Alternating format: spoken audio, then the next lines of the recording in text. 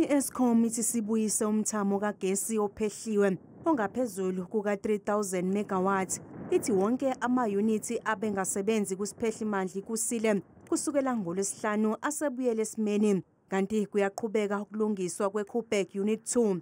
Nakuba-ke i-Eskom iqinisekise abantu bakuleli ukuthi i-load shedding into esingumlando ngenxa yokusimama kwamaziko ayo, kodwa ungoti wezamandla uMthunzi Luthuli uthi i-Eskom iyahluleka ukubeka phambili inselele kagesi.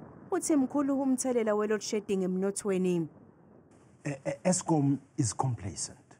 You know, I don't think there's a sense of agency and a realization of the impact that load shedding has on the development of a country.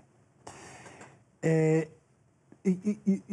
see, when you have load shedding, you are not going to get economic growth, for instance, okay?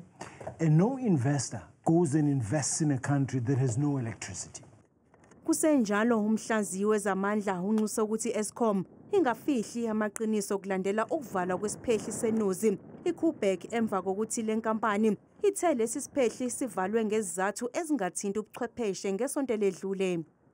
But what is of particular concern is these non-technical trips. So there's been very vague language around what exactly has gone wrong. When there was that cascading trip a while ago when we suddenly were in stage 6 load shedding, very little details of that has emerged.